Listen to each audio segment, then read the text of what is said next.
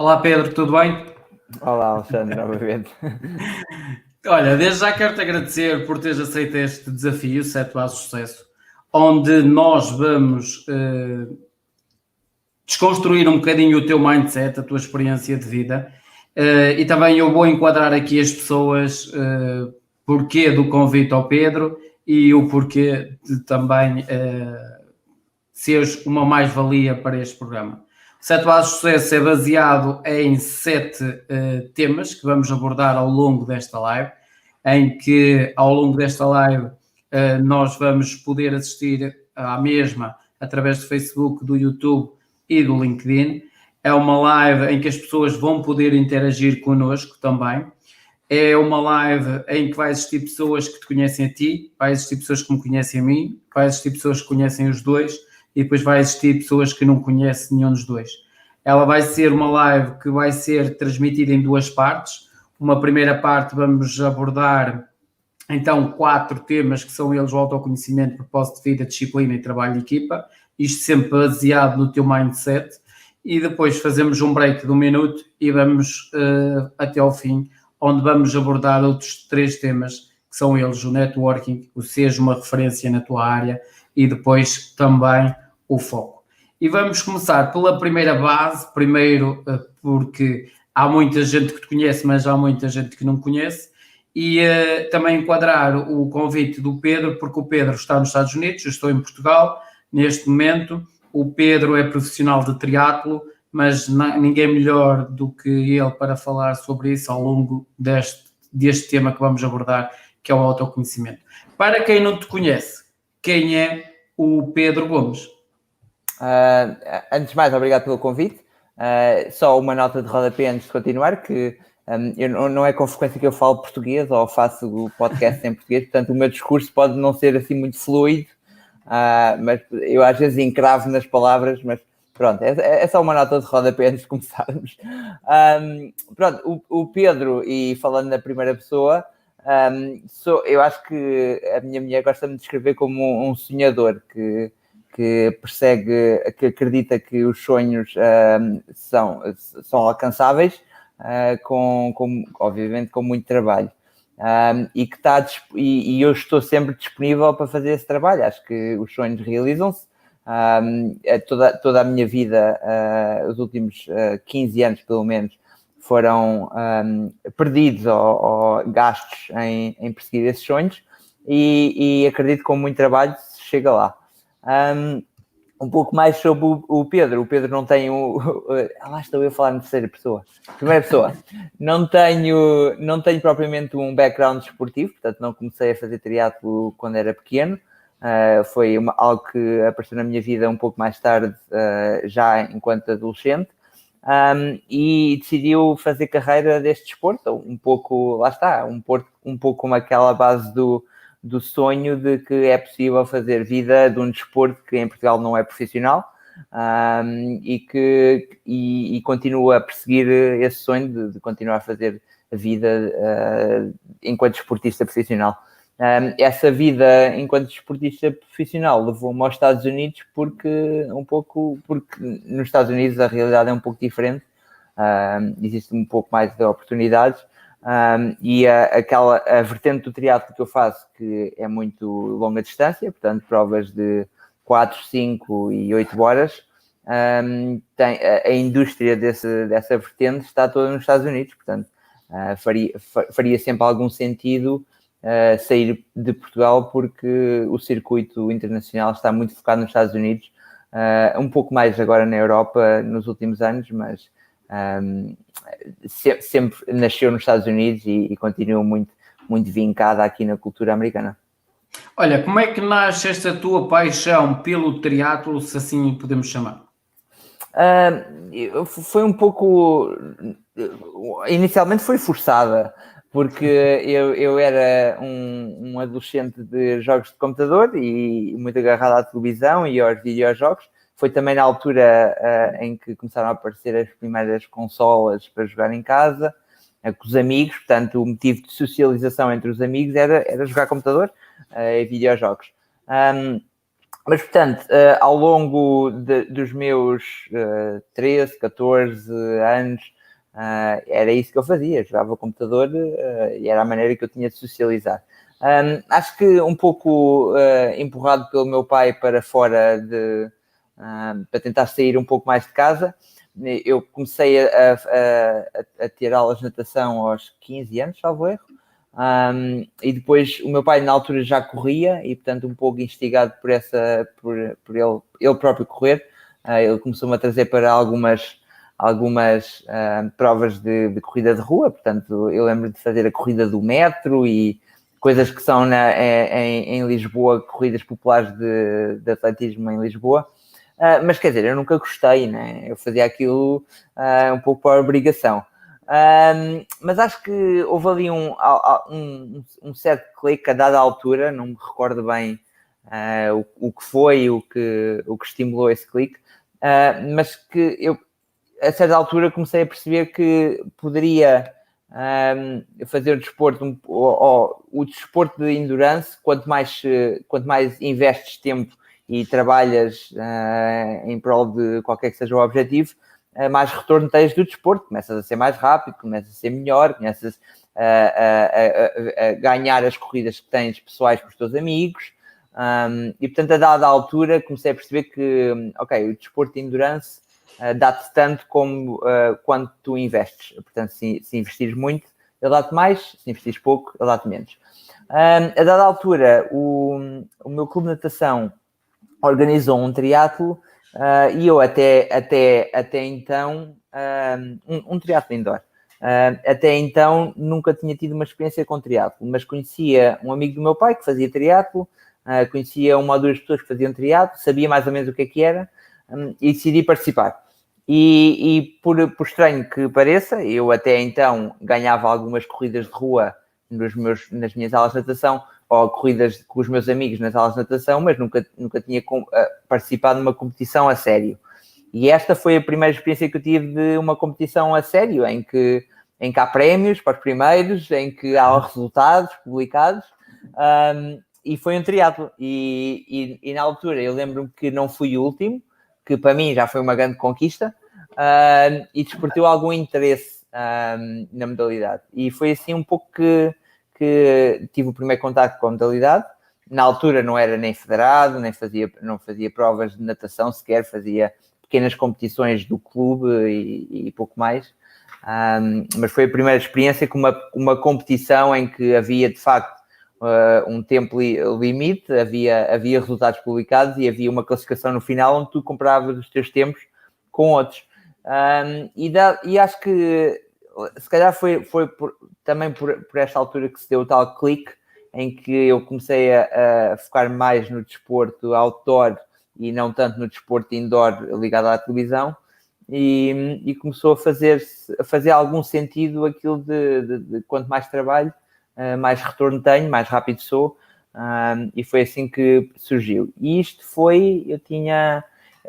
portanto, eu comecei a nadar as aulas de natação aos 15 anos, e este primeiro contacto foi talvez um ano depois, talvez aos 16, e acho que esta mentalidade, obviamente, não foi do dia para a noite, esta mentalidade de que, ok, vou-me empenhar um pouco mais para ter uns resultados um pouco melhores, não foi do dia para a noite, foi simplesmente algo que naturalmente se tomou conta do meu espírito, e levou talvez 1 ou 2 anos até eu perceber que, ok, se calhar agora vou fazer provas oficiais, federadas, participar com amigos meus, transpor aqueles momentos sociais que eu tinha com os meus amigos dos videojogos para situações de competição de triatlo.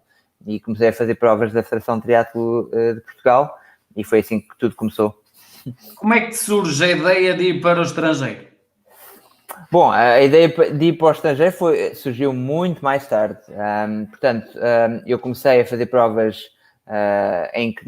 federada ou provas oficiais da Federação de Triatlo, mas nos primeiros anos nunca fui, não estava sequer perto do topo da classificação.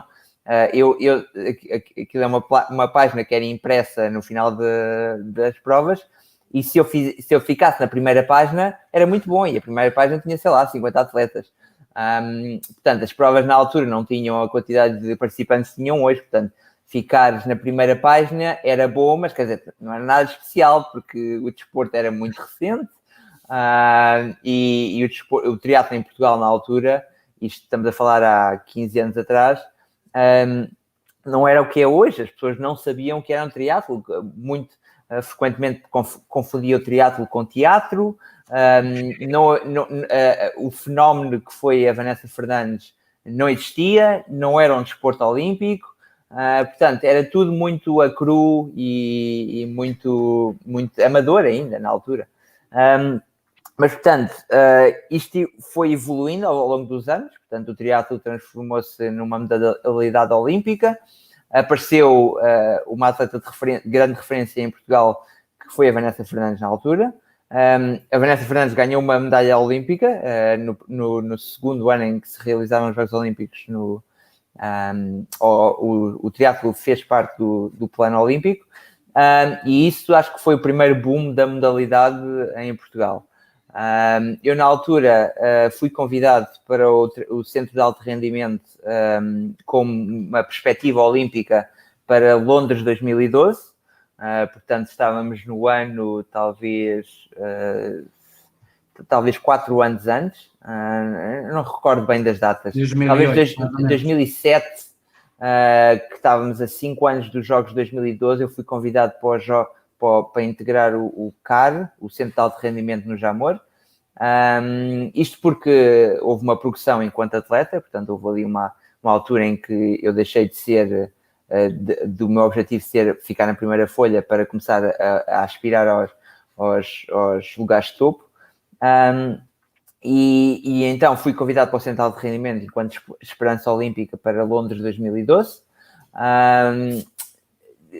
Avançando muito rapidamente, eu não consegui a qualificação olímpica para 2012, para os Jogos Olímpicos de 2012, enquanto na distância que faz parte do programa olímpico, que é a distância olímpica, e fiz uma pequena transição para a distância mais longa do triatlo, portanto, que é o Ironman, ou a distância Ironman, e foi então que começou a haver perspectiva de, ok, se eu quero seguir uma carreira enquanto profissional na distância mais longa do triatlo, sendo uma distância que não está integrada no projeto olímpico, não é apoiada pelo Comitê Olímpico de Portugal, eu tenho que fazer um pouco o meu ritmo, tenho que definir o meu caminho, e que esse caminho seria, assim, na altura ainda era um pouco um sonho, seria ir viver para os Estados Unidos, ou tentar fazer carreira nos Estados Unidos, porque lá está, há mais provas, há mais oportunidades.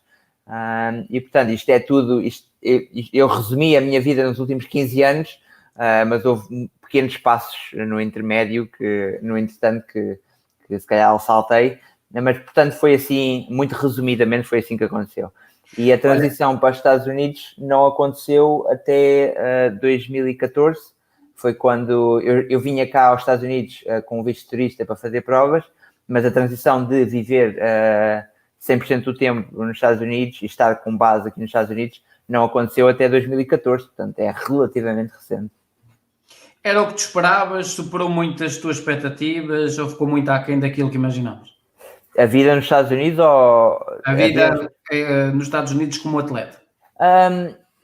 Eu acho que pelo facto de, apesar da transição para os Estados Unidos ter apenas acontecido em 2014, eu já tinha vindo aos Estados Unidos enquanto turista para fazer provas no circuito da Ironman algumas vezes desde 2011, acho que foi a primeira vez que vim aos Estados Unidos. Não, se calhar foi antes.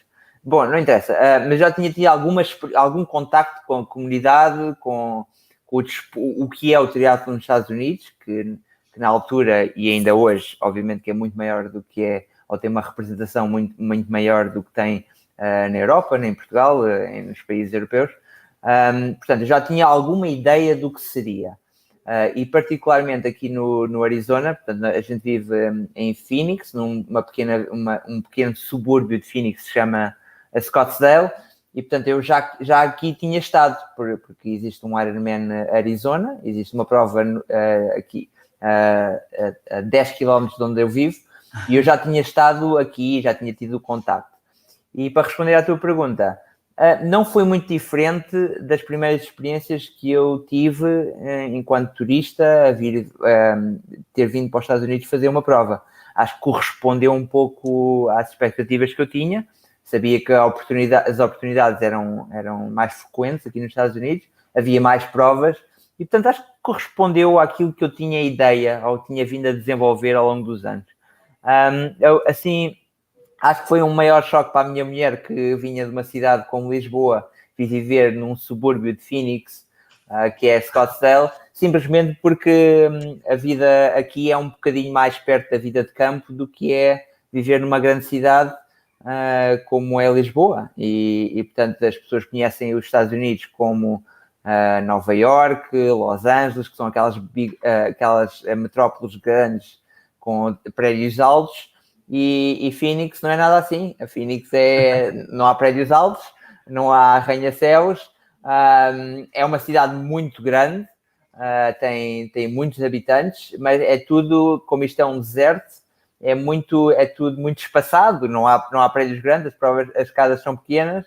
Portanto, foi um choque maior para a minha mulher do que para mim. Simplesmente porque eu já tinha cá estado, portanto, eu sabia mais ou menos o que é que eu ia encontrar. A minha mulher, quando chegou, ficou a pensar que, oh meu Deus, para onde é que eu me mudei? Olha, em relação ao triatlo e ao Ironman, quais são as grandes diferenças que existem para quem não sabe o que é um e o que é outro? Portanto, o triatlo tem várias distâncias. Se equipararmos ao atletismo, existem os 5 km, os 10 km, a maratona, existem as provas muito rápidas de pista e existem as provas muito longas, que seriam as ultramaratonas.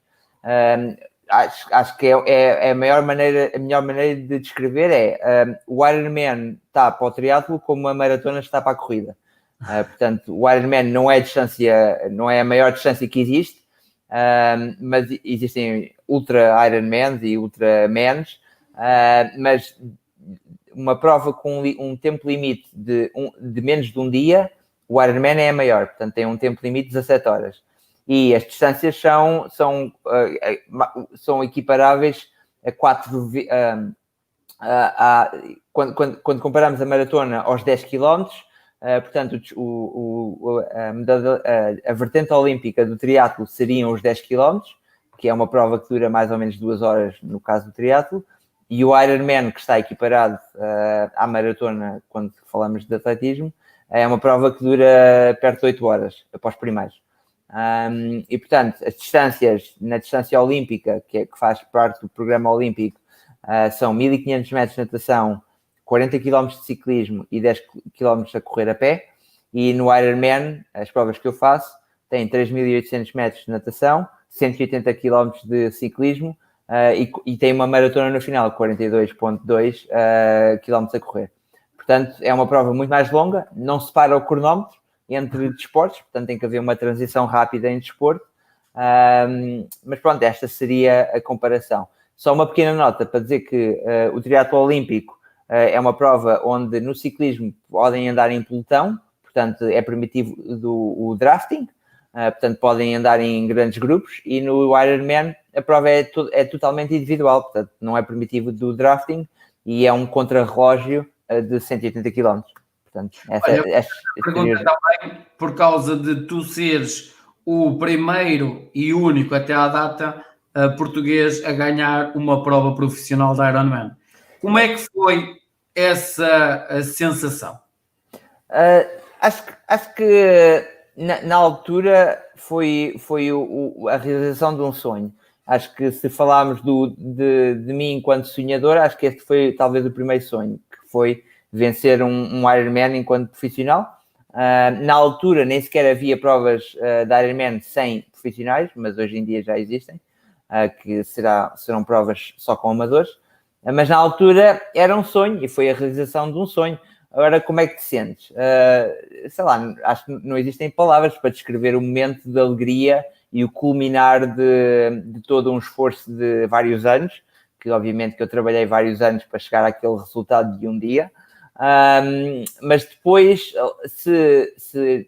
no dia em que realizas o teu sonho e nas horas a seguir sentes um grande sentimento de conquista e e sentes que, de certa forma, que concluíste o teu sonho, depois vem o vazio logo a seguir. Então, e a seguir, o que há a seguir a este sonho? E, portanto, logo a seguir houve ali um momento de reflexão. Então, e agora já completei que eu estava a trabalhar, e agora o que é a seguir? No meu caso, depois da conquista, que foi ter vencido o primeiro Ironman, que foi em 2013, no meu caso foi, ok, eu sei que sou capaz de vencer um Ironman, vamos então agora fazer carreira disto por mais 5, 10 anos, e obviamente que eu venci o Ironman em 2013, o passo a seguir foi mudar para os Estados Unidos em 2014. Olha, surge uma questão bastante interessante que é quantas pessoas em média normalmente participam do Ironman? Porque estamos a falar de algo que é bastante duro. Sim, é bastante duro e acho que algumas pessoas entram no Ironman um pouco a subestimar o esforço que requer terminar um Ironman. Obviamente que existe um tempo limite, que são 17 horas, e a grande maioria dos participantes tem um nível que consegue acabar o Ironman entre 10 e 12 horas. Isto é a grande maioria dos participantes que fazem uma prova destas. Mas existem pessoas que não são tão rápidas e obviamente que existem os profissionais que fazem estas provas em 8, às vezes até em menos de 8 horas. O número médio de participantes aqui nos Estados Unidos ronda os 2.000 participantes por prova. Nos Estados Unidos existem cerca de, acho que são 18 provas no circuito norte-americano, portanto inclui o Canadá. E na Europa existem cerca de 12, salvo erro. Portanto, o circuito mundial inclui provas nos Estados Unidos, inclui provas por toda a Europa, e existem provas depois na Ásia, existem algumas em África, não existem muitas em África porque também é um continente que não é tão desenvolvido, mas o número médio de participantes será à volta dos 2.000 por prova. E se pensarmos que são no circuito mundial existem talvez 40 ou 50 provas de Ironman, pronto, é só fazer as contas do número de participantes que todos os anos conclui um Ironman. Alguns fazem várias vezes por ano, outros fazem um e desistem. É raro alguém fazer um e desistir, mas também existem. Olha, surge-me aqui uma questão bastante interessante que é, tu quando foste, ou seja, quando ganhaste o teu Ironman, foi algo que tu sempre trabalhaste focado nisso ou aconteceu? Portanto, lá está.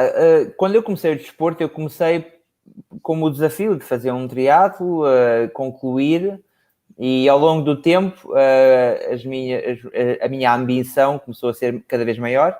Eu comecei a ser muito mais competitivo, portanto, se inicialmente o meu objetivo era terminar uma prova de triatlo, isto quando eu estava no grupo de natação, com o tempo comecei a ter mais ambição, comecei a perceber que quanto mais investisse, mais retorno tinha, né, em forma de resultados, e portanto, ao longo do tempo as coisas, a minha perspectiva de quando eu entrava numa prova começou a mudar, e portanto eu deixei de, ok, não estou aqui apenas para competir, estou aqui para ganhar. E ao longo do tempo, enquanto atleta, também passei pelas várias distâncias mais curtas do triatlo, e portanto o meu objetivo a cada momento de vida foi um pouco diferente. Portanto, inicialmente era para terminar, depois passou para ganhar as provas nacionais, depois passou por tentar ganhar provas internacionais nas distâncias mais curtas, e depois, ao longo do tempo, eu comecei a perceber que a minha capacidade enquanto atleta, ou a minha, não sei, aptidão, não sei se posso usar a palavra, a minha aptidão enquanto atleta seria mais virado para as provas mais longas. E comecei a desenvolver o tal sonho a cultivar o sonho de, ok, gostava de ganhar um Ironman. Não foi algo que há 20 anos atrás, quando eu comecei o desporto, pensei, há 20 anos atrás quer ganhar um Ironman. Não foi bem assim, foi uma coisa progressiva, comecei a cultivar o sonho e talvez antes de 2013 talvez nos 2, 3 anos antes, começou a ganhar mais força este sonho. Portanto, dizer que eu trabalhei para aquele dia 15 anos não é bem verdade. Eu trabalhei para ser o melhor atleta que conseguia a cada momento, a cada fase da minha vida. E talvez tenha trabalhado para aquele dia de vencer o Ironman na altura na Suécia, talvez nos 3 anos que antecederam a vitória. Mas quer dizer, acho que foi algo que sempre pensei fazer, portanto, fazer a distância Ironman e ganhar, foi algo que eu brincava na altura inicialmente, porque parecia parvo, né? Parecia tão fora do meu alcance que, sim, um dia hei de ganhar um Ironman, mas era completamente fora do meu alcance. Mas depois começou a ganhar forma e força, e nos últimos 2, 3 anos só trabalhei para aquele objetivo. Sim. Olha, sendo tu um atleta profissional de triatlo, em média a vossa carreira dura mais ou menos quanto tempo? Para nós termos uma ideia. Na distância longa, acho que as pessoas não fazem a transição para a distância mais longa quando têm 20 anos. É um pouco como o atletismo. Eu faço esta comparação com muita frequência, simplesmente porque o atletismo é um desporto muito mais vulgar e as pessoas conseguem comparar com mais facilidade.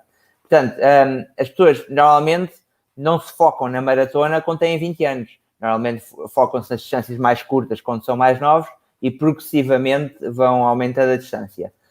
Um atleta que se foque no triatlo em média, talvez aos 30 anos, acho que será a média de quando os atletas começam-se a focar mais na distância mais longa. Acho que têm 8 ou 9 anos de carreira pela frente, se conseguirem evitar lesões, conseguirem ficar focados e comprometidos com o objetivo de fazer aquele desporto de certa forma com alguma convicção e com algum investimento pessoal e social e de família também. Acho que conseguem esticar a carreira por 8, 9 anos. Portanto, cada vez que se começam a aproximar dos 40, muito perto dos 40, e a seguir aos 40, começa a ser muito mais difícil ter uma performance que seja não só que vá de encontro às expectativas que cada um tem de si mesmo, mas também daquilo que já alcançaram antes. A partir dos 40 começa a ser uma rampa descendente. Olha, quais seriam as principais dicas que tu darias a quem está a começar neste momento nestas duas áreas, quer no Ironman, quer no triatlo? Perguntaste por 2 dicas? As várias? As várias que tu darias. Há tantas. Principalmente a quem está a começar. Há muitas. Quem está a imaginar, tipo, quem está a começar, aquilo que ele está a dizer. Quem está a começar acho que encontrar um amigo ou um grupo que faça triatlo, porque vão ter muitas perguntas inicialmente. Há muitas perguntas que são parvas, que eu próprio as fiz, mas alguém tem que as responder. E obviamente que hoje em dia vivemos num mundo em que existem redes sociais e internet e Google e tudo mais, mas ter uma pessoa a quem se possa fazer essas perguntas inocentemente e sem aquele sentimento de julgamento que este cara vai achar que eu estou a fazer uma pergunta parva, acho que é uma grande mais-valia. Portanto, encontrar um grupo ou um amigo que faça triatlo, que tenha alguma experiência e que esteja disponível para responder a essas perguntas. A segunda talvez dica que eu posso dar é começar por nos concentrarmos no desporto que é mais fraco quando começamos. Por exemplo, no meu caso, se eu fosse começar triatlo, provavelmente seria a natação, é o desporto mais técnico, portanto eu empenharia-me mais em treinos de natação para tentar equiparar a minha aptidão física ou capacidade física na natação ao ciclismo e corrida, porque ciclismo e corrida são desportos relativamente mais fáceis e as pessoas, qualquer pessoa quando é criança aprende a andar de bicicleta e a correr, quer dizer, qualquer pessoa consegue correr, mas a natação será talvez o desporto que terá o maior handicap no triatlo. Portanto, focar-nos um pouco no desporto que é mais fraco para nós e deixar os outros simplesmente em manutenção. Outra dica que eu posso dar é ser paciente. Eu acho que o desporto de endurance, não só no triatlo, como qualquer desporto de endurance, leva tempo. E temos que ser muito pacientes com nós mesmos. E não, a diferença que vamos ver nos resultados não vem de uma semana de treino. Vem de várias semanas de treino, vários meses de treino, e temos que ser muito pacientes. Eu acho que todos temos a capacidade de ser muito bons atletas, se tivermos o tempo e a disciplina, mas temos que ser muito bons atletas ao longo de muito tempo. Não é uma coisa que acontece do dia para a noite, e somos muito impacientes, e eu vejo com muita frequência que há atletas que têm imenso talento logo para começar, que têm imensa aptidão para fazer triatlo, ou para fazer ciclismo, ou o que é que seja, mas são muito impacientes, querem resultados imediatos, e isso não acontece no triatlo. Portanto, é preciso ser muito paciente com o desporto, especialmente com o triatlo, especialmente com as distâncias mais longas. E acho que tirando estas 3 grandes dicas que eu posso dar, existem muitas outras que poderia estar aqui o dia todo a falar sobre dicas, mas acho que estas seriam as 3 principais.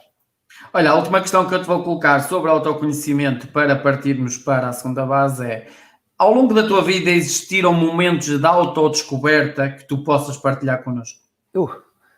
Existem todos os dias, quase. É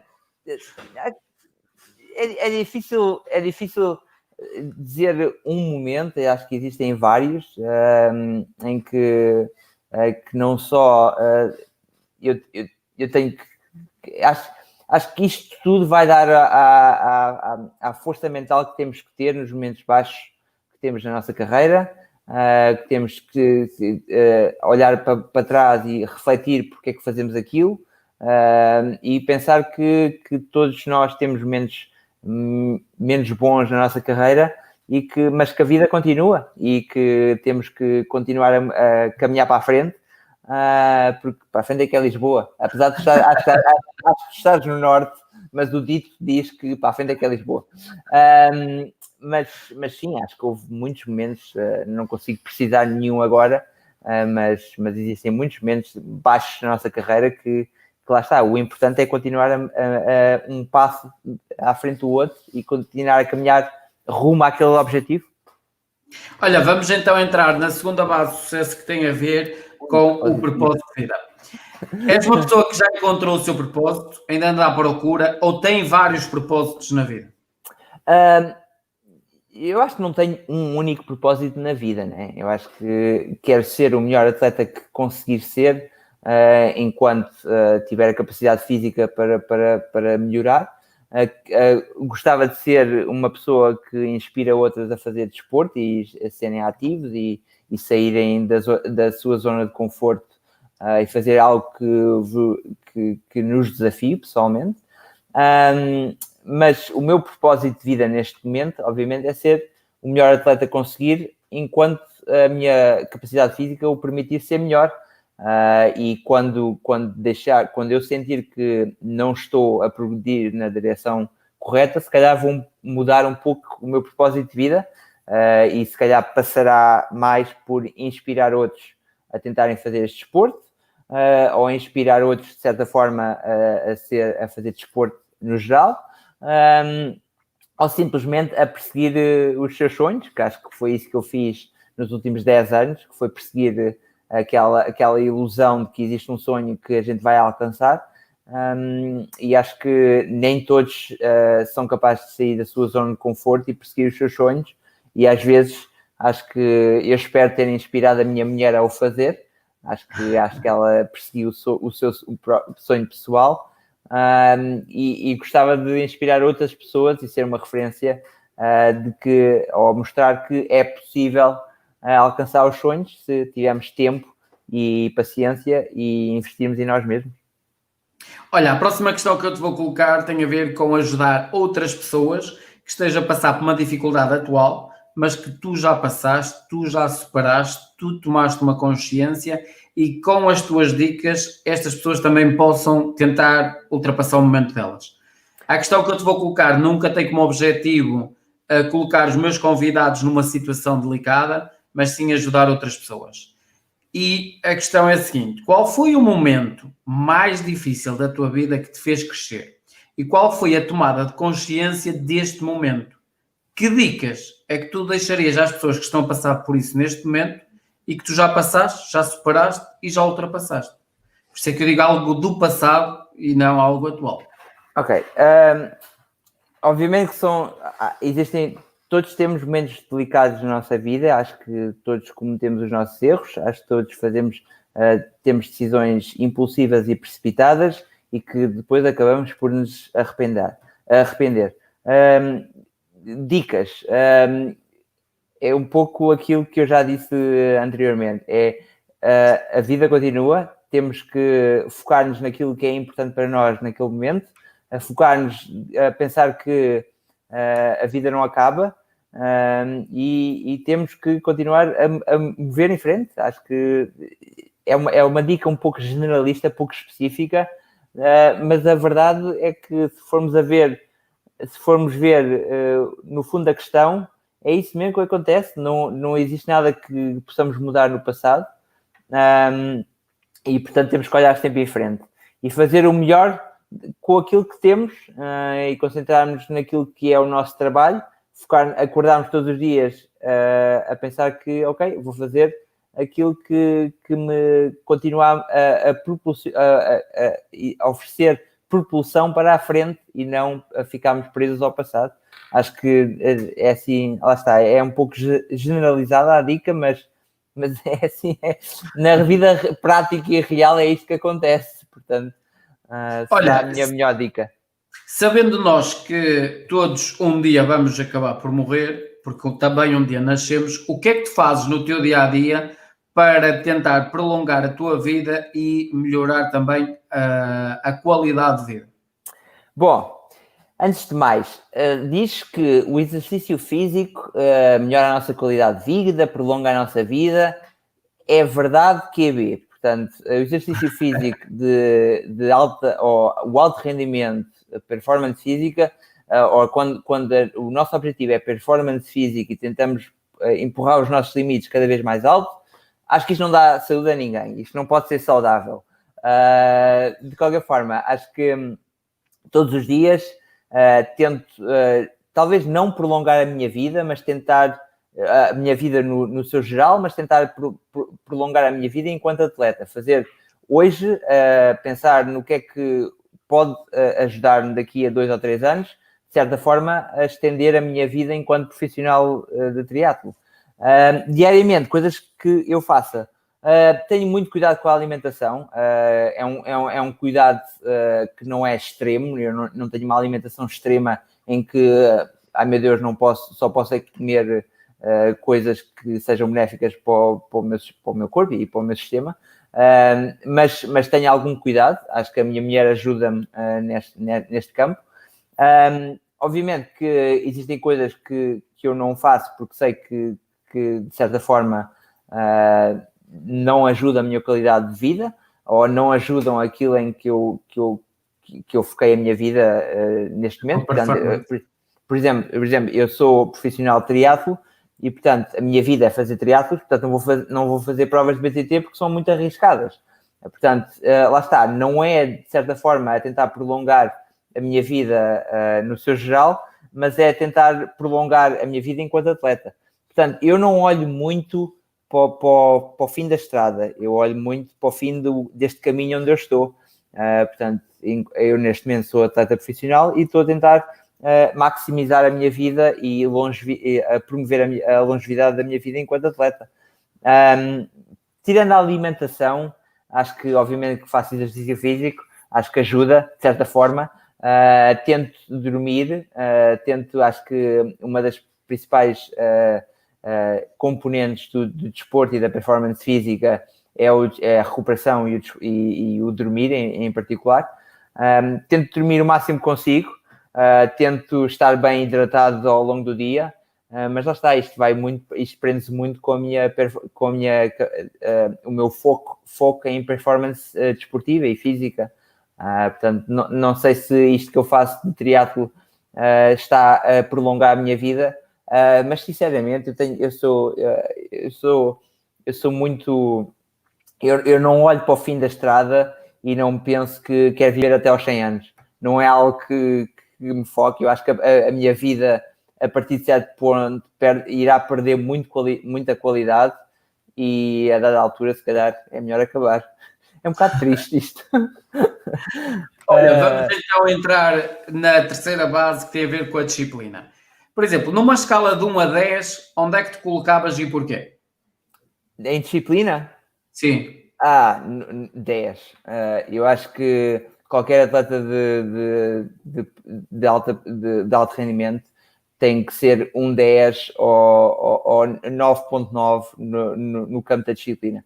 Acho que fazemos muitos sacrifícios, são sacrifícios invisíveis, as pessoas não veem, não são sacrifícios do tipo ir treinar à chuva, são sacrifícios sociais com os teus amigos, sacrifícios com a tua família, tempo que passas com familiares e amigos, sacrifícios financeiros, sacrifícios obviamente, de esforço, mas isso está inerente à atividade esportiva, mas temos que ser muito disciplinados diariamente.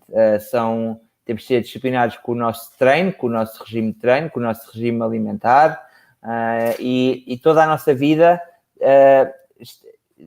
vai canalizar nos nossos objetivos desportivos. E, portanto, temos que ser muito disciplinados diariamente e durante muito tempo. Existia um artigo aqui há uns meses ou anos que eu li sobre os atletas de alto rendimento são os melhores profissionais em qualquer área que decidam, em qualquer coisa que decidam fazer, acabam por ser as pessoas mais comprometidas e mais disciplinadas que se podem encontrar, porque o desporto implica muita disciplina e, portanto, temos que ser um 10, sempre. Olha, e qual é a importância, por exemplo, dessa disciplina no teu dia-a-dia e no teu rendimento?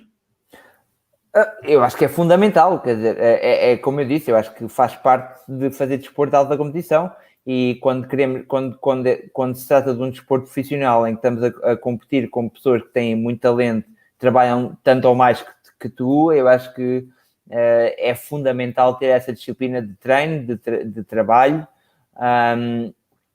diariamente, e acho que acaba por ser fundamental para a performance desportiva e também para os resultados e para a viabilidade da tua vida enquanto profissional. Qual foi o melhor hábito que tu adquiriste nos últimos 5 anos e porquê? Epá, que pergunta tão difícil. Hábito? Eu não sei se é um hábito. Eu acho que, lá está, nos últimos 5 anos, a alimentação foi um hábito. Acho que comer bem é um hábito que se tem que desenvolver.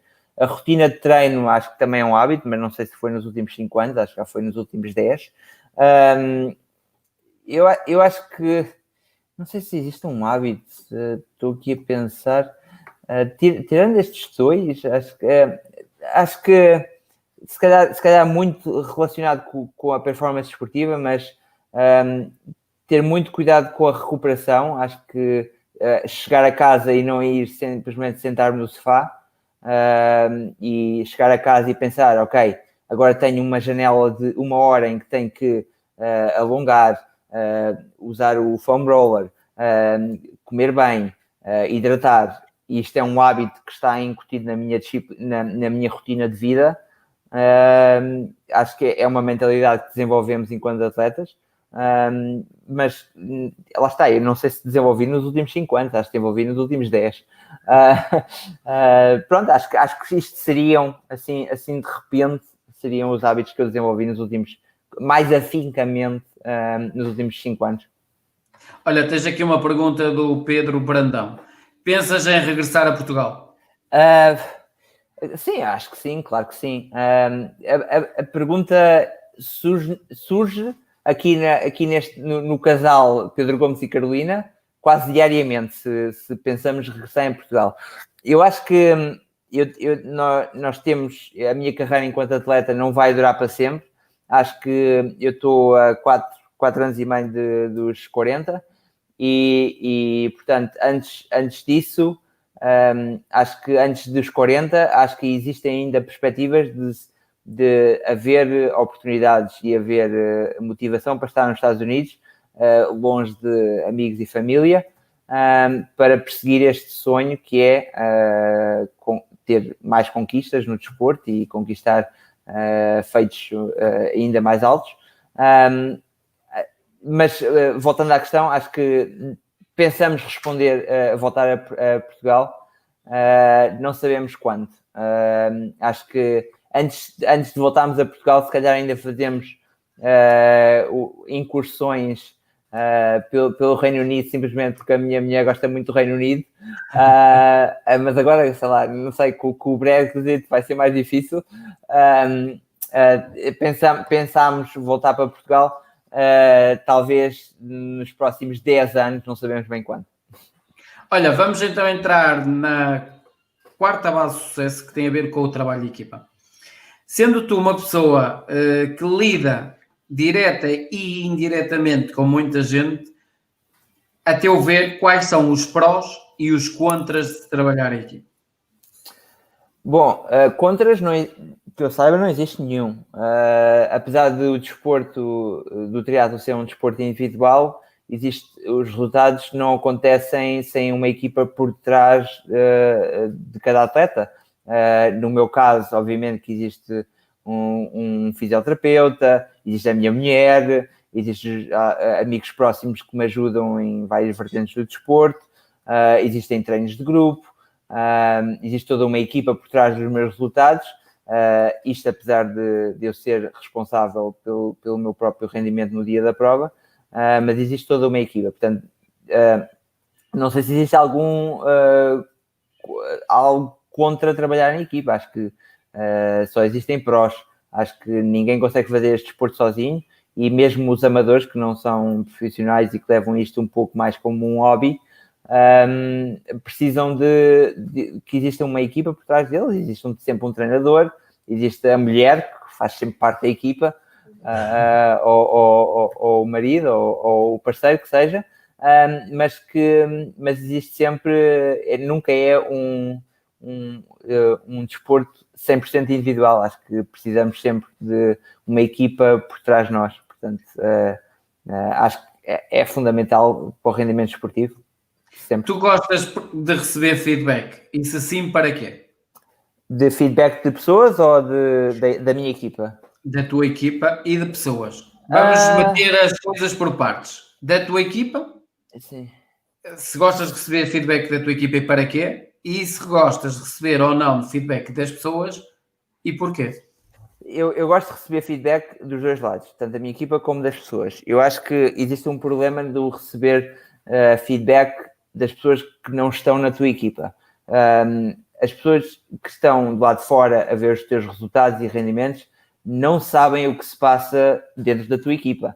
Portanto, impõe de certa forma, fazem certos julgamentos que nem sempre são os mais reais e às vezes não são justos, tanto para mim como para a minha equipa.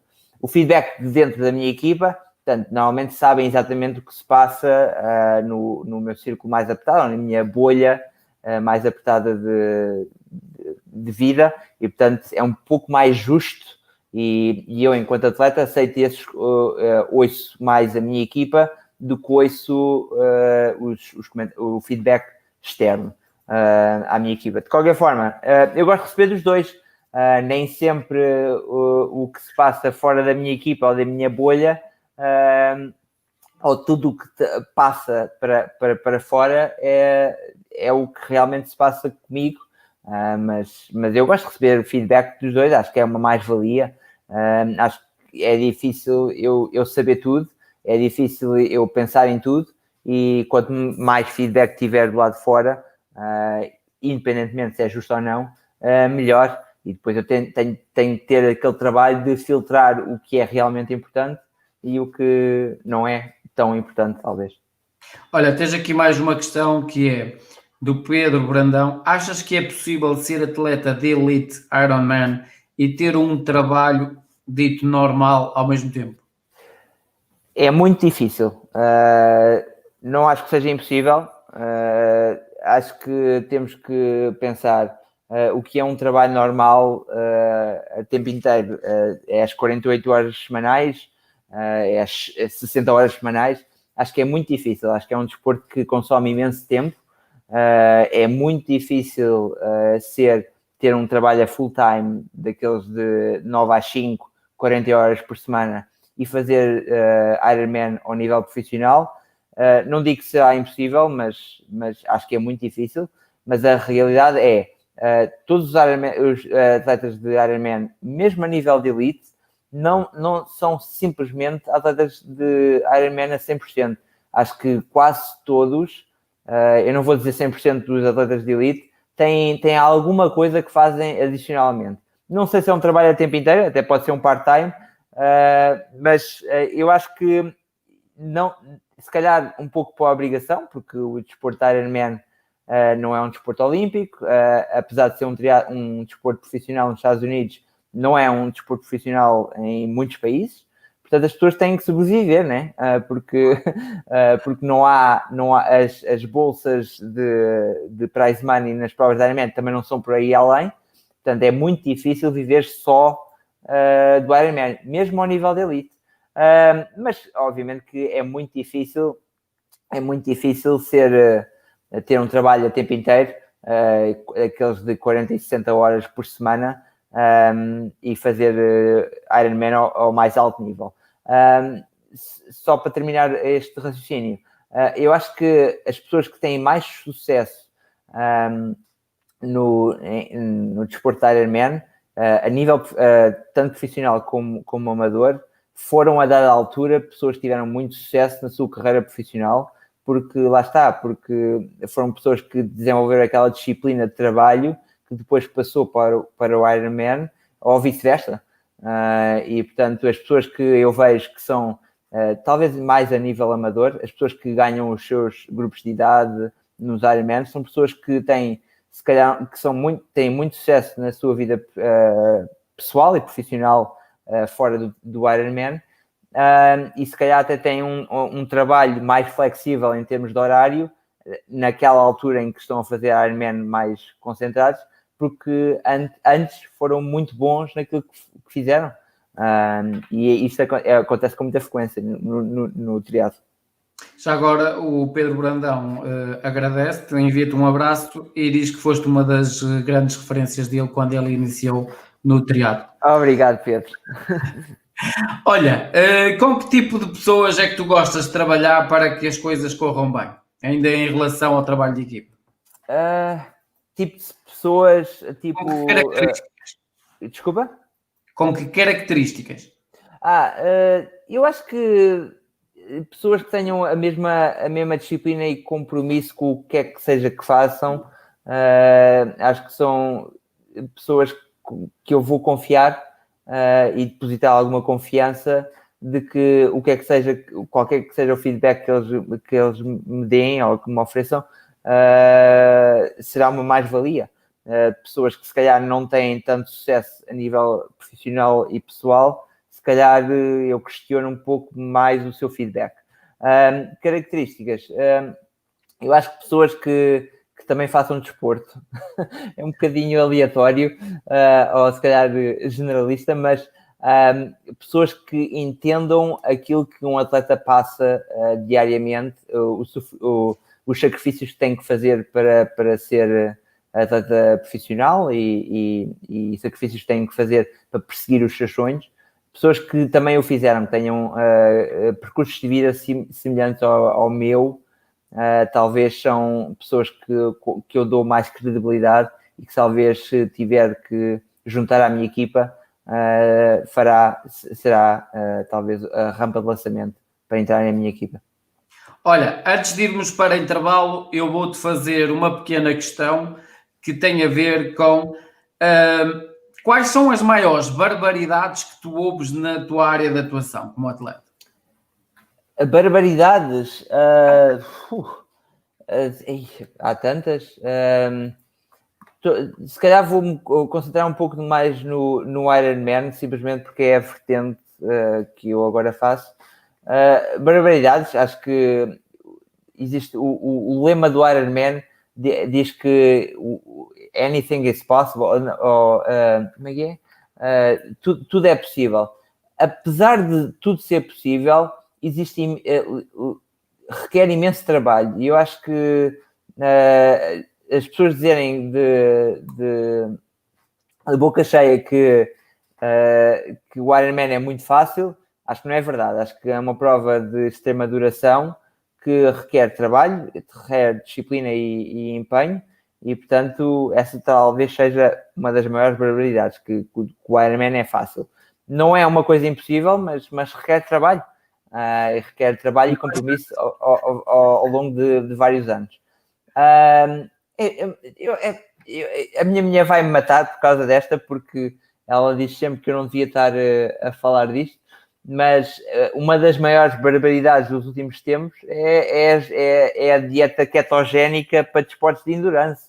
Eu ouço com tanta frequência ultimamente que atletas a fazer a dieta ketogénica para desportos de endurance e que estão preocupados com a performance, que acho que para mim é uma barbaridade. Acho que a performance, o alto rendimento, está diretamente relacionada a uma dieta que vai contra o que a Keto Diet diz. Mas, quer dizer, há tantas barbaridades, eu acho que podia estar aqui o dia todo a falar disto. Olha, vamos então fazer um breve intervalo de cerca de 1 minuto e já voltamos. Ok, até já.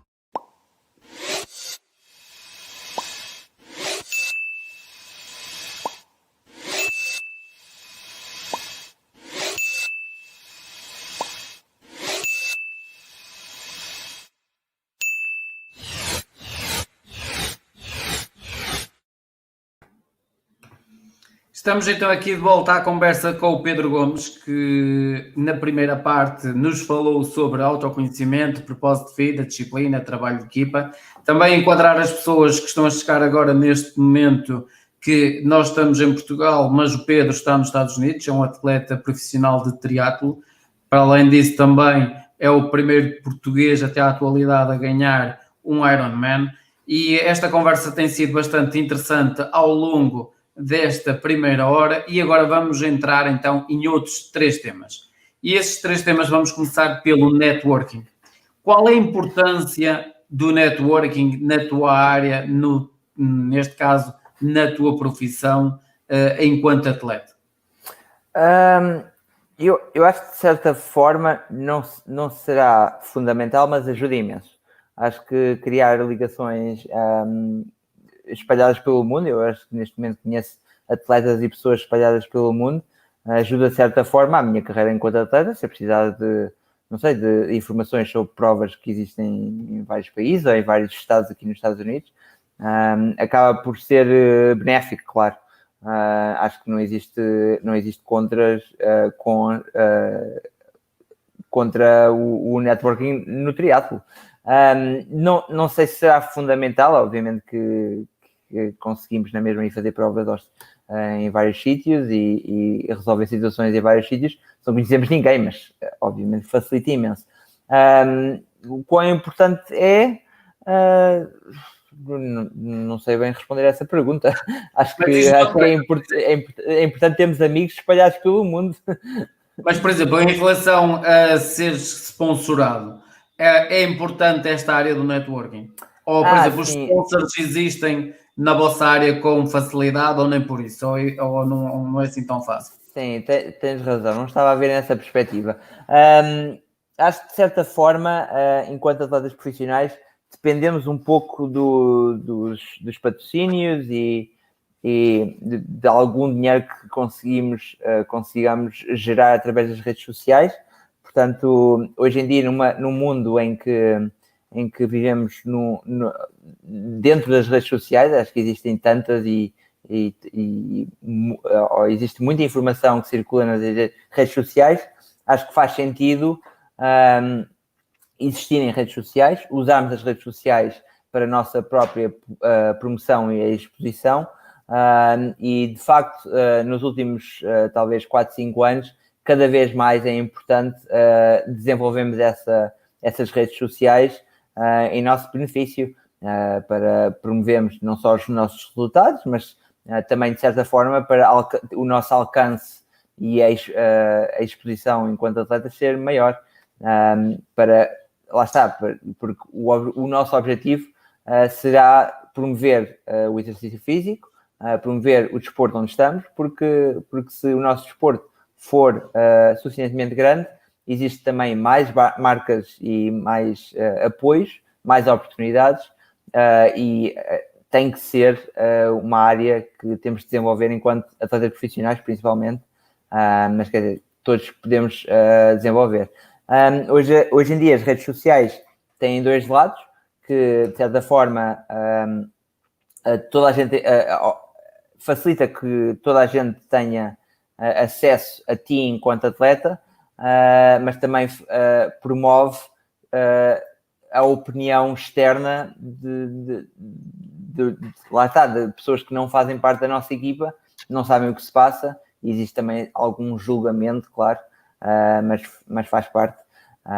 E desde que, enquanto atleta, eu não permita que o julgamento externo crie pressão desnecessária sobre as minhas performances e os meus resultados, acho que faz todo o sentido que eu desenvolva as minhas redes sociais e que me promova a mim mesmo e que, de certa forma, tente inspirar outros a fazer o desporto, a atividade física, seja, e claro que os patrocinadores também esperam que, de certa forma, a gente influencie outros a usar os mesmos produtos e marcas que nós próprios usamos, e eu, no meu caso, tento ter parceiros e patrocinadores que de facto use, que de facto sejam bons, que tenham qualidade que eu reconheço e que, de certa forma, ajude outros a usar também esses produtos e mostrar como esses produtos podem nos ajudar a ser melhores atletas.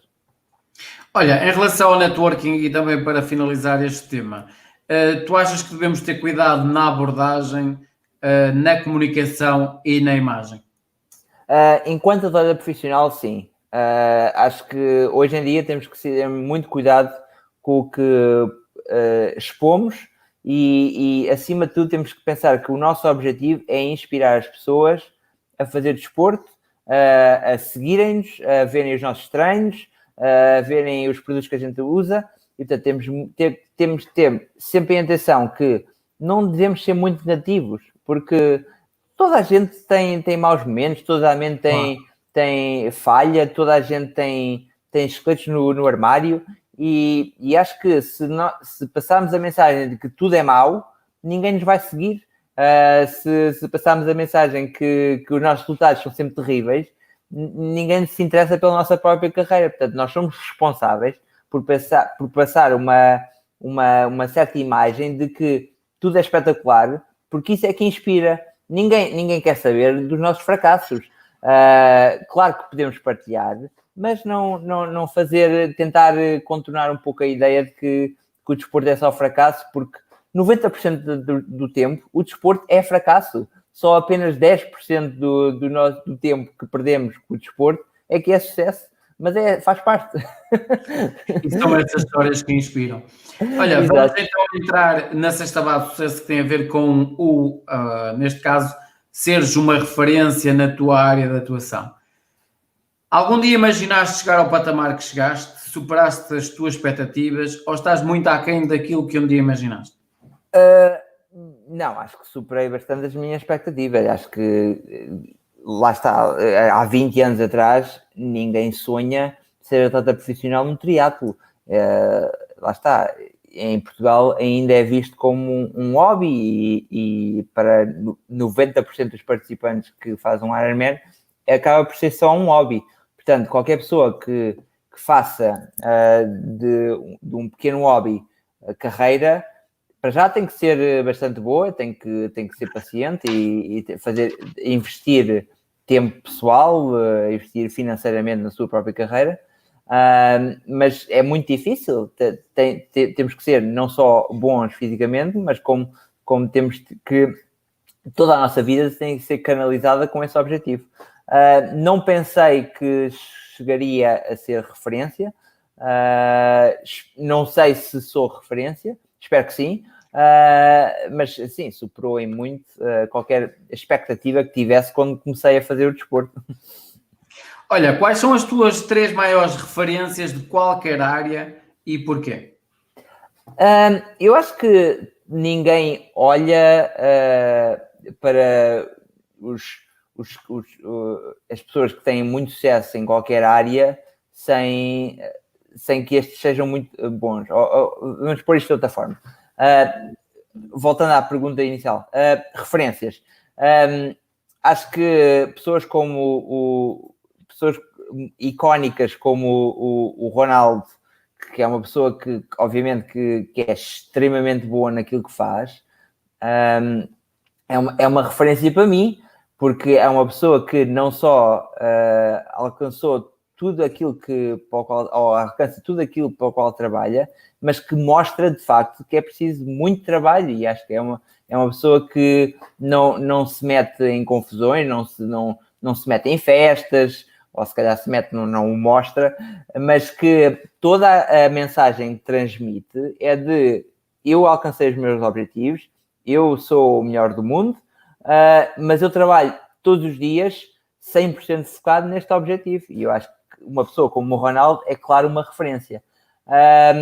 Recentemente vimos um documentário no Netflix sobre a carreira do Michael Jordan, e quer dizer, apesar de não ser um desporto sequer semelhante ao meu, aquela atitude de eu vou ser o melhor e vou trabalhar afincamente 100% dos meus dias com esse objetivo, é uma coisa que inspira. E portanto, acho que estas grandes referências do desporto inspiram, e são pessoas para as quais eu tento seguir a sua carreira simplesmente porque são referências para mim, e nem sequer fazem o mesmo desporto. Outro pequeno exemplo, agora não me lembro do nome do rapaz, o rapaz que subiu a parede no Yosemite, que tem um documentário também no Netflix chamado Free Solo. Também é uma pessoa que inspira, porque simplesmente ele vive com aquele objetivo de subir lá a montanha sem corda, e lá está, é maluco dentro do seu desporto, e acho que inspira. Em Portugal, acho que pessoas como o João Garcia, pessoas como o Carlos Chá, são pessoas que têm histórias de vida incrível, alcançaram feitos incríveis e que acabam por inspirar, de certa forma, eu próprio a perseguir os meus sonhos, porque eles próprios também eram sonhadores.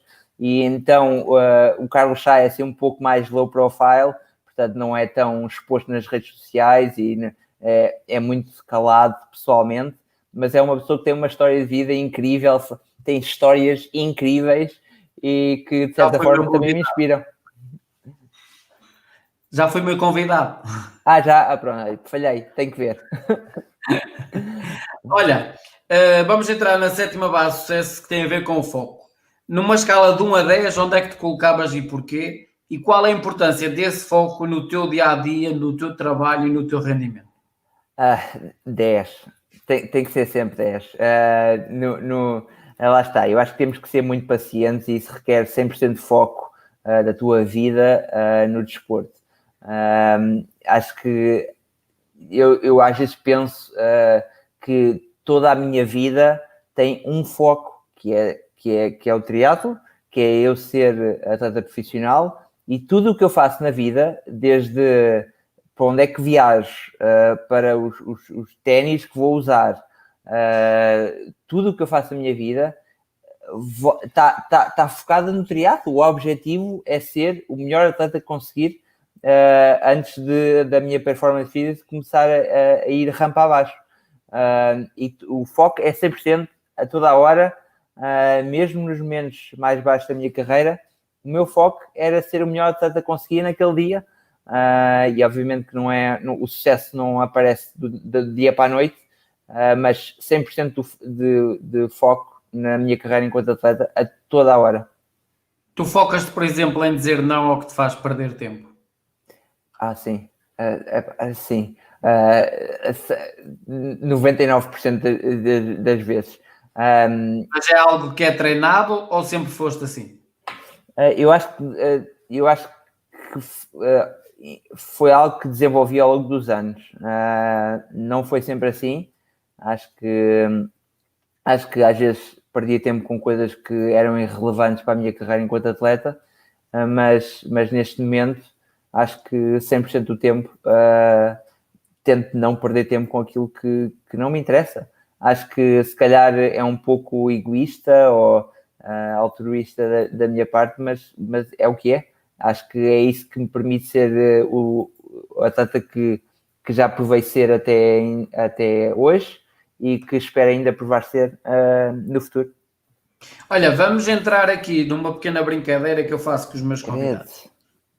Isto é uma equação. Vamos imaginar que tu tinhas que tirar as 7 bases e terias que acrescentar uma oitava base, que é o que completa o teu ADN. Qual seria a tua oitava base e porquê? Ou seja, a Bolas com pergunta de uma maneira esta mais, que me lixaste. a pergunta de uma maneira mais simples é: se tivesses que acrescentar uma oitava base, qual seria? E porquê? Porque é essa que faz os teus resultados e o teu ADN e o que te faz diferente. Eu não sei se vou ter alguma ou se isto vai ser um tiro no pé, mas acho que temos que ser um pouco irresponsáveis. Acho que ser atleta profissional no triatlo, num desporto que não é profissional em Portugal, temos que ser um nadinha irresponsáveis nas decisões que tomamos a curto prazo. Não irresponsáveis do género, vou fazer uma prova de BTT, que é uma irresponsabilidade, porque posso cair, não tenho agilidade nenhuma em cima da bicicleta de BTT. Não, mas pensar que isto é uma vida que, enquanto atleta profissional triatlo, que pode não ser viável em 5 anos. E, portanto, temos que tomar aquela decisão, a decisão arriscada e, de certa forma, irresponsável de sair da nossa zona de conforto e ir em perseguição dos nossos sonhos. Se calhar, em vez de irresponsabilidade, porque acho que não será talvez mais a audácia de perseguir os nossos sonhos. E acho que é fundamental para o sucesso. Tomar é um risco QB, mas não deixa de ser um risco. Mas é um risco muito controlado, mas que existe. Acho que é uma vida muito arriscada, porque de certa forma eu posso ter uma queda da noite para o dia, partir um osso ou uma perna, o que é que seja, e a minha vida fica condicionada durante um ano. E durante um ano posso não ter rendimentos, posso não fazer provas e lá está. É um risco que tomamos e temos que ter a audácia de tomar esse risco. Olha, vamos imaginar que a maior empresa de publicidade do mundo chegava à tua beira e te dizia assim: ó Pedro, vais ter a hipótese de deixar uma mensagem tua em todos os outdoors espalhados pelo mundo inteiro durante 8 dias. Qual seria a mensagem que tu irias deixar para o mundo, assinado Pedro Gomes, e porquê? Bolas. Pode ser aquela dos sonhos. Eu acho que os sonhos são possíveis, requerem muito trabalho. Mas eu acho que mais importante que isso, e foi uma frase que eu escrevi nos bidões que eu fiz para alguns atletas, dizia que todas as gotas do oceano são importantes. Não por si próprias, mas porque fazem parte do oceano. Portanto, vamos equiparar isto a uma preparação do Ironman. Um treino individual só por si não é importante, não vai fazer diferença no como a prova decorre. Mas vários treinos seguidos, uns a seguir aos outros, fazem imensa diferença. Portanto, o oceano inteiro de gotas interessa, é importante. E todas as gotas são importantes para aquele oceano. Mas a gota só por si, individualmente, não é importante. Portanto, uma variação disto, ou que os sonhos são todos possíveis, requerem imenso trabalho. Olha, vamos imaginar que 3 pessoas no mundo inteiro, estivessem elas vivas ou mortas, te davam 10 minutos do tempo delas para tu falares com elas, quem é que tu irias escolher e porquê?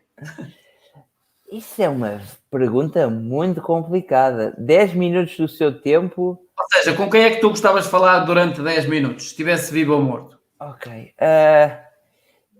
A questão é que não existe assim muitas pessoas com quem eu gostaria de falar, que sejam referências para mim, com quem eu já não tivesse falado. Acho que... Não sei, eu tenho alguma curiosidade de ver, de saber o que é que pessoas que têm muito sucesso em desportos que são completamente fora da minha bolha de ação, fizeram para chegar àquele momento. Pessoas como o Lewis Hamilton, pessoas do ciclismo, que são pessoas que provavelmente eu nunca me iria cruzar, eu gostaria de estar 10 minutos com ele para saber o que é que os levou a ter tanto sucesso no desporto que fazem. Porque eu desconfio que seria muito idêntico a pessoas com quem eu já convivi, com quem já falei, partilharam e me disseram na altura. Mas tenho alguma curiosidade. Portanto, se eu tivesse que escolher 3 pessoas, bolas, isso é bastante complicado. Acho que gostava de falar com o Ronaldo. É uma pessoa que é tão grande referência no nosso país que eu gostava de saber como é ser o Ronaldo na pele dele. Isto é um pouco injusto, porque acho que o desporto em Portugal circula muito à volta do futebol. Mas eu gostava sinceramente de ouvir como é ser o Ronaldo, como é lidar com aquela fama constante, com aquela pressão constante de não poder sair à rua porque toda a gente o reconhece, como é ser o Ronaldo. E deve ser muito difícil. Honestamente, eu acho que as pessoas pensam que, olha, aquele é o melhor do mundo, ganha rios de dinheiro, tem casas em todo lado, mas o simples facto de ele não poder sair de casa sem ser reconhecido, deve ser uma situação, deve ser uma prisão, deve ser muito difícil. Portanto, gostava de falar com o Ronaldo, gostava de falar com o rapaz que fez o Free Soul, que é o tal rapaz que fez a subida à parede de Yosemite, ou El Capitan em Yosemite, sem corda. Gostava de saber o que é que passa pela cabeça, como é que é possível subir uma parede daquelas sem corda, portanto em escalada sem corda. Ele tem que ser maluco, não há outra explicação. Mas gostava de perceber o que é que passa pela cabeça dele. E pessoas mortas, não há assim ninguém que tenha pena de não ter conhecido. Então, mais um. Acho que me vou ficar por estes dois, porque assim deve haver outras pessoas, mas assim de repente não me lembro. Olha, vamos imaginar que o universo, Deus, energia, o que lhe queiras chamar, te dava um superpoder. Qual era o que tu irias escolher e porquê? Superpoder, talvez, não sei, estava a pensar na teleportação, mas eu acho que eu gosto do processo da viagem, do processo de passar pelo aeroporto, entrar no avião, estar não sei quantas horas sem ninguém me chatear, a ver os meus filmes, a poder dormir. Eu gosto desse processo. Portanto, teleportação não seria, voar também não seria, talvez força, força ilimitada. Não sei, este parece um poder um pouco Isso infantil. era capaz de dar um Ultra Iron Man. Pois, não sei, acho que é um desporto é um poder tão infantil que eu não consigo me lembrar de outro. Eu gostava não sei se é um super poder, mas gostava de ser imune à pressão externa. Acho que existe pressão externa e que se calhar é autoimposta, se calhar pelas redes sociais e pelo que as pessoas me dizem e partilham comigo, que eu gostava de ser imune a isso. Não é bem um superpoder, eu gostava simplesmente de conseguir ser imune, ser indiferente a tudo o que as pessoas dizem. E acho que é tão difícil, e acho que é um trabalho que eu tento fazer diariamente, mas que de certa forma influencia a minha performance diária desportiva e é muito difícil ser imune a isso. E acho que ultimamente, se calhar pelas circunstâncias da vida e pelos resultados, acho que tenho alguma dificuldade em ser autoconfiante. Acho que as pessoas ouvem falar e pensam este gajo é extremamente confiante, mas eu tenho muitas lutas mentais interiores que não partilho, obviamente. E se houvesse um super poder que não fosse tão infantil, seria também ser super confiante e não duvidar de mim mesmo. Acho que duvido constantemente das minhas capacidades. Acho que todos os atletas o fazem, mas ser mais confiante no dia de prova, acho que ultimamente tem limitado a minha capacidade de performance e gostava de ser imune a isso mesmo também. Pronto, estes seriam os meus superpoderes. Olha, vou fazer uma brincadeira contigo, vou pegar no livro Sete Passos de Sucesso, é a última coisa que vamos fazer. Vou folhear durante 3 vezes, tu vais-me mandar parar em cada uma delas, vai-me saltar à vista uma palavra. A palavra que me saltar à vista, eu vou-te passar para esse lado, e se quiser lembrar ou uma história, ou o que é que essa palavra significa para ti, é o que vais partilhar connosco. Ok. Mandas parar. Para. Lembrado. Lembrado.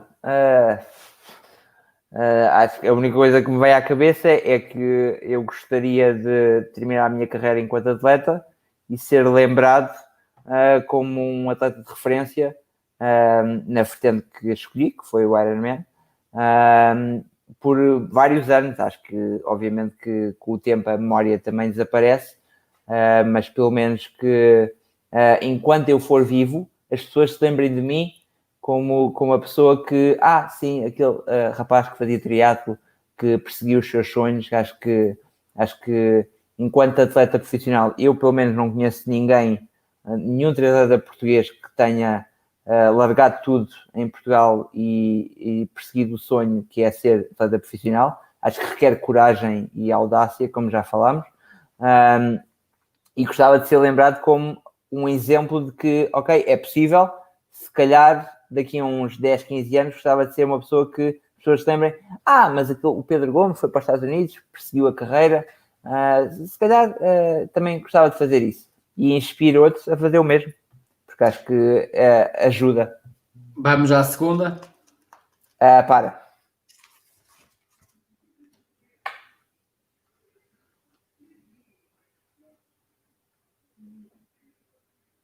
Acordar. Bom, eu odeio acordar cedo. Odeio. Odeio. É a coisa que mais me custa todo o santo dia, é acordar cedo. E eu vivo num sítio, portanto, aqui em Escocel, que obrigatoriamente tem que acordar cedo. Porquê? Porque a vida aqui, no geral, nos Estados Unidos, acontece muito mais cedo do que em Portugal. E portanto, eu sempre fui uma pessoa desde criança que ia muito tarde para casa, para a cama, e gostava de fazer festas e quando tinha os meus 15, 16 anos, e sempre testei acordar cedo.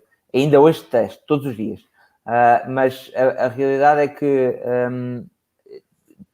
todo o santo dia eu acordo entre as 4h30 e as 5 da manhã, porque é simplesmente como a rotina funciona aqui nos Estados Unidos.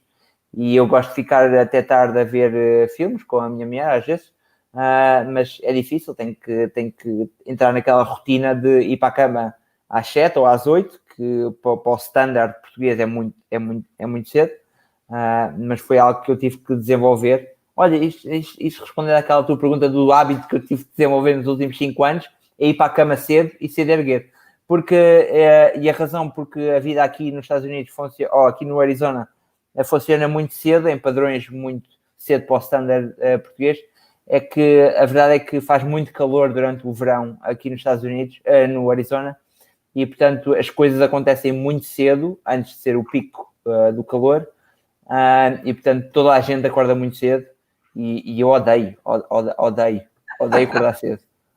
Olha, antes de eu ir à última, surgiu uma questão que eu acho que também é importante para também esclarecer um bocadinho as pessoas que queiram seguir esta parte do triatlo e do Ironman. Quantas horas é que tu chegas a treinar por semana? Ou diárias? Portanto, a média anual este ano está nas 25, qualquer coisa. Portanto, mas varia bastante consoante o período de treino. Treino efetivo por semana pode variar entre as 21, 22 horas e 30. Acho que nunca consigo ir para além das 30 horas semanais de treino. Mas isto é treino efetivo, portanto, eu não estou a contabilizar tempo que se perde na recuperação, tempo que se perde a chegar à piscina, tempo que se perde em tudo o resto que é adicional ao nadar, correr, pedalar e sessões de fortalecimento. Portanto, entre treino efetivo entre as 21 e as 30 horas por semana de treino, e depois existe talvez mais 5 a 10 horas por semana de coisas adicionais que se perde a chegar aos sítios e adicionalmente ao treino. Portanto, é um trabalho a tempo inteiro. E vamos à última. Para.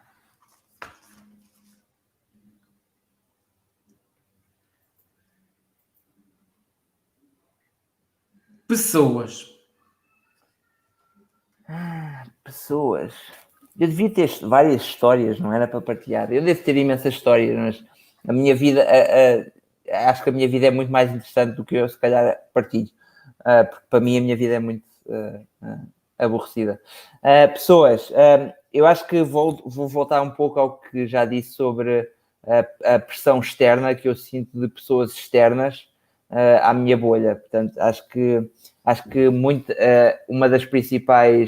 um dos principais limitadores da minha performance acaba sempre por ser a pressão externa e que vem de pessoas que não me significam nada, que simplesmente são pessoas que me seguem e que têm o direito à sua opinião e que partilham a sua opinião comigo e que cria a pressão que é autoimposta, que as pessoas não...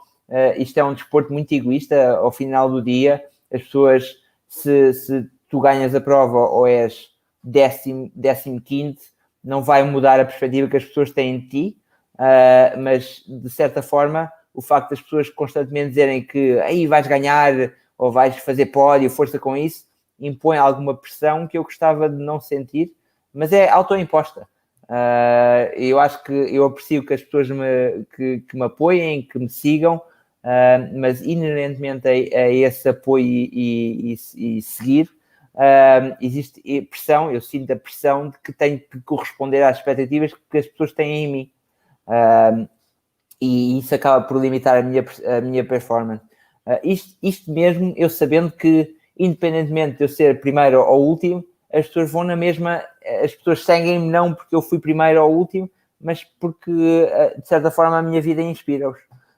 E espero que, ou esse é o meu objetivo, e espero que, de certa forma, esteja a ser, pelo menos tenha algum sucesso nesse objetivo de vida. Olha, para acabarmos da melhor forma, qual foi o momento mais fantástico que tu te lembras, que tu te recordas, mais fantástico, okay, que tu te recordas enquanto atleta profissional? Mais fantástico. Acho que o Ironman Havaí, terminar a prova do Ironman Havaí, que é o campeonato do mundo da Ironman todos os anos, é um momento que as pessoas não se esquecem. Mas para além de terminar, a última hora do Ironman Havaí em pessoa é muito mais arrepiante do que possa aparecer na televisão, qualquer vídeo possa mostrar. Acho que de facto é um momento que é fantástico, porque no final, na última hora, portanto entre as 16 horas e as 17 do Ironman Havaí, ou o tempo do Ironman Havaí, normalmente todos os participantes já terminaram, vêm para a meta e aplaudem o último classificado ou os últimos classificados. Eu acho que isso é um momento fantástico no nosso desporto, acho que é único, é impossível transpor para vídeo, para imagem, o que é que seja, e acho que esse é um momento fantástico que eu já vivi várias vezes, que eu já tive no Havaí várias vezes, mas que não se esquece. Outro momento fantástico, obviamente, que é ter vencido o Ironman Suécia, porque acho que foi o culminar de vários anos de foco no desporto e alguns anos de foco em tentar ganhar um Ironman. E não sei, acho que ter chegado ao ponto em que posso dizer que fiz carreira enquanto atleta profissional, acaba por ser um momento fantástico por si só. Posso-me reformar hoje e ter dito que durante vários anos consegui fazer carreira enquanto atleta profissional numa coisa que para a maioria é um hobby. Acho que acaba por ser um momento fantástico por si só. Olha, Pedro, onde é que nós te podemos encontrar nas redes sociais, se tu assim o entenderes? Eu estou em todas, exceto até no TikTok. Portanto, o meu handle or link é Pedro Gomes Tri, portanto, Pedro Gomes TRI, de triatlo, e é tudo seguido, sem espaços, sem pontos, sem nada. Podem me encontrar no Instagram, no YouTube, no Facebook. Estou em todas. Até mesmo no TikTok, mas eu não sou estrela do TikTok. Tem jeito nenhum para aquilo. Tens algum site que as pessoas te possam encontrar? Sim, Pedro Ifan ou travessão gomes.com. Esse é o meu site oficial. Podem visitar. Eu normalmente tento estar sempre disponível via Facebook ou Instagram, sempre que as pessoas mandem mensagens. Eu tento responder com a maior brevidade possível, nem sempre é possível, mas, regra geral, tento dar sempre uma resposta, nem que seja obrigado ou até à próxima. Olha, Pedro, quero-te agradecer de fundo do coração esta conversa que tivemos de 1 hora e 35 minutos, disponibilizares estar bem longe de nós, porque estás nos Estados Unidos, e disponibilizar o teu tempo para poder falar connosco. Vou-te continuar a desejar muito sucesso na tua carreira e vou-te deixar despedir das pessoas que nos estão a assistir, quer agora em live, que depois também vão poder assistir a posterior, quer no Facebook, quer no YouTube, a esta live. Obrigado, Alexandre, acho que foi um prazer e acho que de facto espero que este live, de certa forma, transpareça o que sou enquanto pessoa e que transpareça que, lá está, o sucesso tem várias bases e é importante fazermos um tique em quase todas para que de facto alcancemos o sucesso em qualquer coisa que decidamos tomar. Olha, campeão, um grande abraço e continuação de muito sucesso. Obrigado, Alexandre. Obrigado. Até à próxima. Um abraço.